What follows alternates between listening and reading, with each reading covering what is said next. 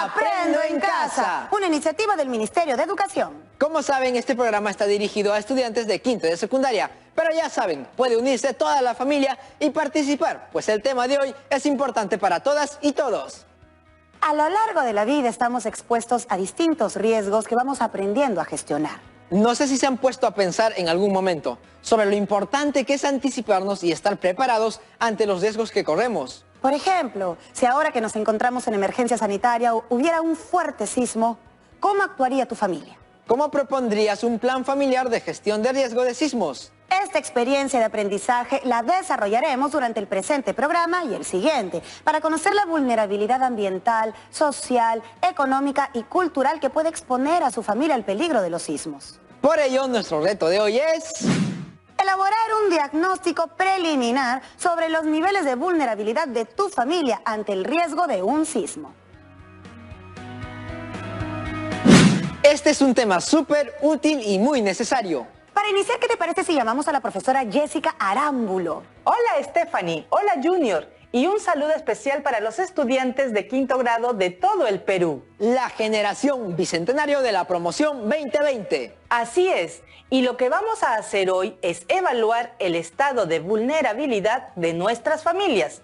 Y para eso vamos a reconocer la vulnerabilidad de nuestras familias ante los sismos, considerando factores ambientales, sociales, económicos y culturales. Explicar el impacto de los problemas ambientales o territoriales en la calidad de vida de la población. Usar fuentes de información para evaluar la vulnerabilidad de mi espacio rural o urbano.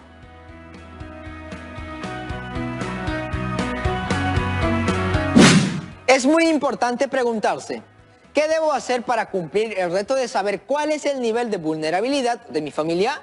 ¿Qué necesito conocer? ¿Qué experiencias anteriores tengo que estén relacionadas con este reto? ¿Nos asustan mucho los temblores o nos quedamos tranquilos? ¿Qué debo tener en cuenta para establecer los niveles de vulnerabilidad ante los sismos? ¿Con qué fuentes de información cuento? Ahora vamos con todo, chicas y chicos. ¡Comenzamos! El reto de hoy, como ya sabemos, es elaborar un diagnóstico preliminar sobre los niveles de vulnerabilidad de tu familia ante el riesgo de un sismo. Todas y todos atentos para que nada se les olvide. Asegúrense de tener a la mano lápiz y papel. Ahora bien, ¿qué es la gestión de riesgos? ¿Qué relación tiene la gestión de riesgos con los sismos? Queremos un avance, profesora. Claro, Junior, la fuerza de los eventos de origen natural depende de la ubicación del país y sus características geográficas. El Perú está ubicado en el Cinturón de Fuego del Pacífico, que es una región altamente sísmica y volcánica. Profesora, ¿y qué otras características geográficas nos caracterizan que nos hacen más vulnerables ante peligros como los sismos? También es bueno recordar que nuestro país está en la zona tropical y subtropical de la costa occidental del continente sudamericano y que es atravesado por la cordillera de los Andes. Cordillera que atraviesa los países de Argentina, Chile, Bolivia, Perú, Ecuador, Colombia y Venezuela. Profesora, hemos estado hablando de sismos, pero ¿qué es un sismo? El Instituto Nacional de Defensa Civil define un sismo como la generación y liberación de energía que luego se propaga como ondas por el interior de la Tierra. Ajá. Al llegar a la superficie, estas ondas son percibidas por la población y por las estructuras, así como registradas por las estaciones sísmicas. Voy comprendiendo. El ingeniero geofísico Hernando Tavera nos dice: cuando el sismo es de gran magnitud, se le denomina convencionalmente terremoto. Profesora, revisando aquí en el diccionario de la lengua española, dice que terremoto es una sacudida violenta de la corteza y manto terrestre. Además, el investigador científico en sismología Hernando Tavera señala que los terremotos son cíclicos, se repiten con la misma o mayor magnitud e intensidad. Profesora, ¿cuáles han sido los terremotos que han afectado al Perú en el siglo XX? Bueno, está el de 1928 que destruyó casi totalmente Chachapoyas, capital de la región Amazonas. Las casas de adobe y las antiguas murallas se desplomaron. Luego está el que afectó en 1947 a Satipo, en la región Junín, que fue sentido en casi todo el país. El más recordado y devastador es el terremoto de Ancash en 1970 que sepultó la ciudad de Yungay. Mucho por reflexionar. Para tener una idea más completa, veamos en la siguiente línea de tiempo algunos de los sismos de gran magnitud ocurridos en el Perú durante los últimos 50 años. En 1970 fue el sismo del Callejón de Huaylas, Ancash. En 1974 hubo otro sismo en Lima y Callao. En 1991 hubo el sismo en Moyobamba, región San Martín. En 1996 el sismo fue en Nazca, región Ica. En 2001 hubo un sismo en Moquegua. En 2007 en Pisco, región Ica. Y en 2018 en Caravelí de Arequipa. Son un montón. Así es, y para seguir en nuestro análisis sobre la gestión de riesgos del Estado, les comparto algunos términos y sus definiciones que nos propone el INDECI en el año 2006. Peligro es la probabilidad de que ocurra un fenómeno natural o tecnológico dañino. Vulnerabilidad es el grado de resistencia y o exposición que existe frente a un evento. La vulnerabilidad puede ser física, social, cultural, económica, institucional y de otros tipos más específicos. Riesgo es una estimación de probables pérdidas de vidas, de daños a los bienes materiales, a la propiedad y a la economía. Se evalúa en función del peligro y la vulnerabilidad. ¿Hay grados de vulnerabilidad entonces? ¡Claro!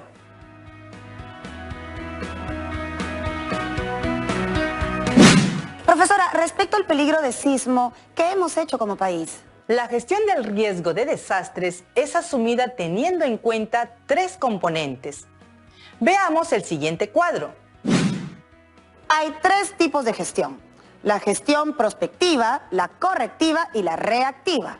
La gestión prospectiva es el conjunto de acciones que se planifican o realizan para evitar y prevenir la conformación del riesgo futuro. Por ejemplo, los planes de desarrollo concertado que incluyen el enfoque de gestión del riesgo. La gestión correctiva es el conjunto de acciones que se planifican o realizan para corregir o mitigar el riesgo existente. Por ejemplo, la reubicación de las comunidades en riesgo, el reforzamiento de las construcciones y estructuras vulnerables. Y la gestión reactiva es el conjunto de acciones y medidas destinadas a enfrentar los desastres, ya sea porque son un peligro inminente o por la materialización del riesgo. Por ejemplo, las medidas que incrementen la resiliencia y la capacidad de respuesta, los sistemas de alerta temprana y el almacenamiento y suministro de agua.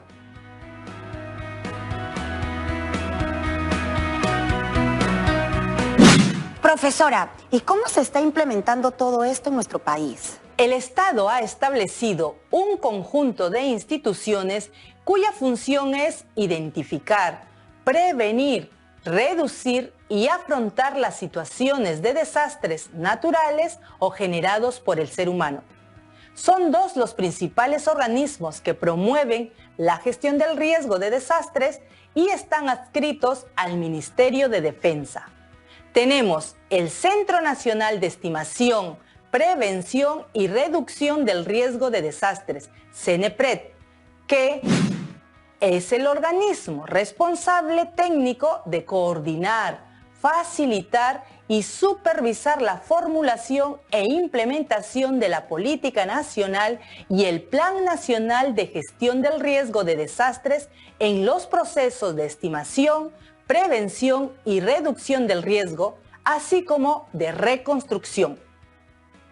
Y el Instituto Nacional de Defensa Civil, INDECI, que tiene como función asesorar y proponer a la Presidencia del Consejo de Ministros la normativa que asegure procesos técnicos y administrativos de la gestión reactiva. Claro, entonces cuando se presentan situaciones de riesgo se movilizan estas instituciones para dar respuesta a la emergencia. Profesora, ¿es posible tomar medidas de prevención ante sismos como los que han habido en nuestro país? Siempre, Junior. Y eso tiene que ver con atender la vulnerabilidad de nuestras familias y de la localidad. Ver lo fuertes y preparados que estamos. Así es, Junior. Y la vulnerabilidad que se puede presentar en lo físico, lo social, lo económico y lo ambiental. Vaya. La estimación del riesgo justo depende del peligro y la vulnerabilidad. Esta última puede ser estudiada según 3 factores: exposición, fragilidad y resiliencia. Y aquí los tienen. Por favor, compartamos con los estudiantes de quinto. Para estimar el riesgo, además de reconocer los peligros, vemos los factores de la vulnerabilidad. Exposición se refiere a que los seres humanos y sus medios de vida están en la zona de impacto de un peligro. Fragilidad se refiere a las condiciones físicas de desventaja o debilidad del ser humano y sus medios de vida frente a un peligro. Está centrada en las condiciones físicas de una localidad. Resiliencia es el nivel de asimilación o capacidad de recuperación del ser humano y sus medios de vida frente a la ocurrencia de un desastre.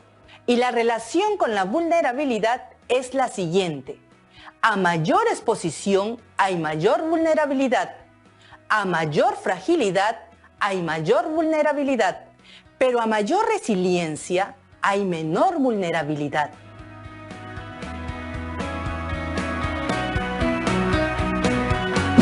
Y para reducir el riesgo hay que disminuir la vulnerabilidad, ¿no es así? Así es, pero considerando que la vulnerabilidad es de diversos tipos, les comparto algunos que propuso el INDECI en el año 2006. Vulnerabilidad natural y ecológica es el grado de resistencia del medio natural y de los seres vivos que conforman un determinado ecosistema ante la presencia de la variabilidad climática. Vulnerabilidad física. Está relacionada con la calidad de las construcciones y el tipo de las mismas, sean viviendas, establecimientos comerciales e industriales, servicios de salud y de educación, sedes de instituciones públicas, centrales hidroeléctricas, carreteras, puentes, canales de riego y todas las demás edificaciones de ese tipo. Vulnerabilidad económica es el acceso que tiene una población a los activos económicos, tierra, infraestructura, servicios y empleo asalariado, entre otros, que se refleja en su capacidad para hacer frente a un desastre. Vulnerabilidad social. Se analiza a partir del nivel de organización y participación que tiene una colectividad para prevenir y responder ante situaciones de emergencia.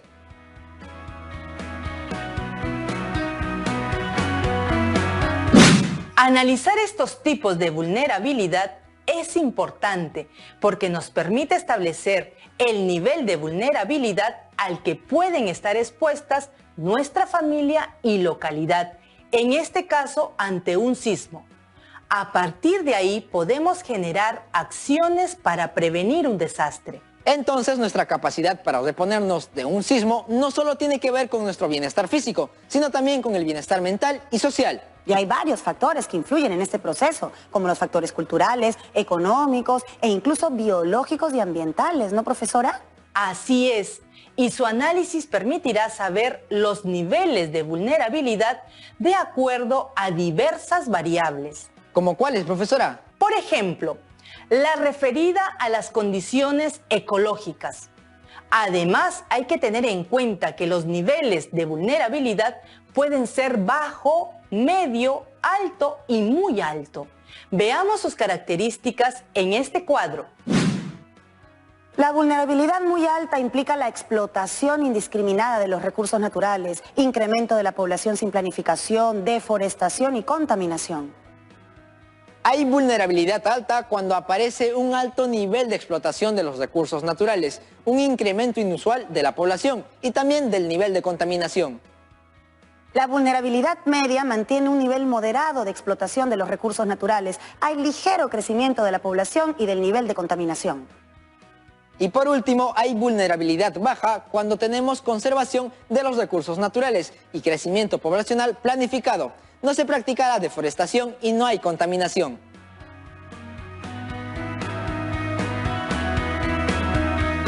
Profesora, en ese mismo manual de INDECI veo la variable construcción de viviendas, que es una vulnerabilidad física. Aquí dice, hay vulnerabilidad muy alta cuando son estructuras de adobe, caña y otros materiales de menor resistencia que están en estado precario. Hay vulnerabilidad alta cuando hay estructuras de adobe, piedra o madera sin refuerzos estructurales. La vulnerabilidad media existe cuando hay estructuras de concreto, acero o madera con las que no se ha usado una adecuada técnica de construcción. Y finalmente hay vulnerabilidad baja cuando la estructura es sismo resistente, o sea, resistente a los sismos, porque se ha usado una buena técnica de construcción con estructuras de concreto y acero, también conocidas como concreto armado. En el mismo manual de INDECI encontré la variable nivel de ingresos que corresponde al tipo de vulnerabilidad económica. Les comparto lo que dice. Hay una vulnerabilidad muy alta cuando los ingresos para cubrir las necesidades básicas son inferiores. Hay vulnerabilidad alta cuando los ingresos cubren las necesidades básicas. La vulnerabilidad es media cuando los ingresos son suficientes. Y la vulnerabilidad es baja cuando el nivel de ingresos es alto. Chicas y chicos, cuando estén analizando los niveles de vulnerabilidad relacionados a su familia y localidad, recuerden que el reto es elaborar un diagnóstico preliminar sobre los niveles de vulnerabilidad a los que puede estar expuesta su familia. Y otra de las variables que quiero compartir con ustedes es nivel de organización, que corresponde al tipo de vulnerabilidad social. Hay vulnerabilidad muy alta cuando la población no está organizada. La vulnerabilidad alta aparece cuando la población está escasamente organizada. Decimos que hay vulnerabilidad media cuando la población está organizada. Y la vulnerabilidad es baja, o sea, como debe ser, cuando la población está totalmente organizada.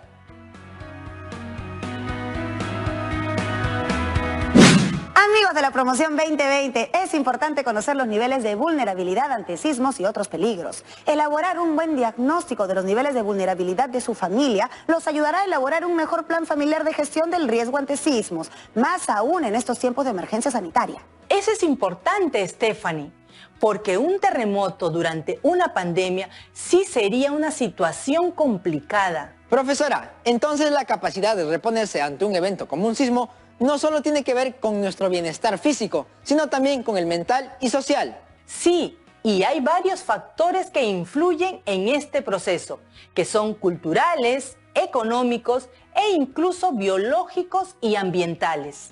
Vaya. Y en nuestro país, que tiene una enorme diversidad geográfica, las autoridades elaboran mapas de riesgo que expresan el conocimiento del riesgo que hay en las distintas zonas. Para tener una idea, veamos el siguiente dibujo sobre los peligros a los que pueden estar expuestas nuestras familias y localidades. Los peligros son naturales y tecnológicos. Los naturales son el sismo, el huaico, la inundación, el deslizamiento y el tsunami.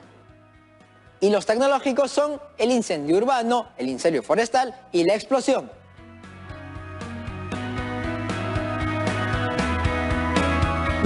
Qué importante es reconocer estos peligros en nuestra localidad.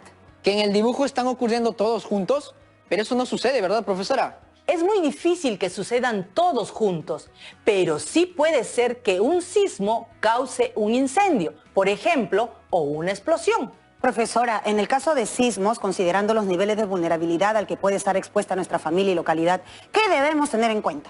En el caso de una localidad, se considera la aplicación práctica de la mitigación y prevención.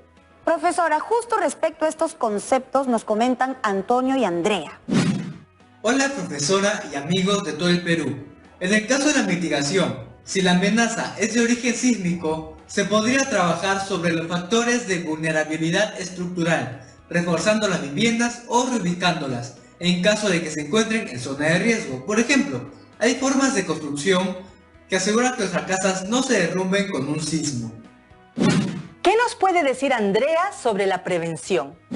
Profesora y compañeros, en caso de la prevención, si la amenaza se debe al mal estado de conservación de una zona donde hay viviendas, se pueden ejecutar obras de conservación, como recolección de semillas, organización de viveros o actividades de reforestación. Por ejemplo, sembrar árboles evita la erosión y los deslizamientos del terreno. Muchas gracias por sus interesantes intervenciones, chicos. Siempre es bueno escucharlos. Hasta pronto. Profesora, al estar nuestro país en el llamado Cinturón de Fuego del Pacífico, estamos expuestos a mayor peligro, ¿verdad? Claro, pero recordemos que el impacto de un sismo dependerá de los niveles de vulnerabilidad. Y eso es precisamente lo que hace falta reducir. Profesora, ¿cuáles serían las ideas clave que nos llevamos el día de hoy? Revisemos.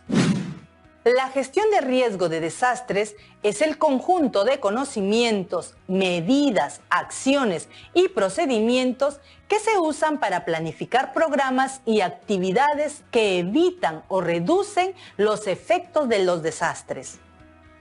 La resiliencia es el nivel de asimilación o capacidad de recuperación del ser humano y sus medios de vida frente a un peligro o un desastre. La prevención es el conjunto de actividades y medidas diseñadas para protegernos de manera permanente contra los efectos de un desastre.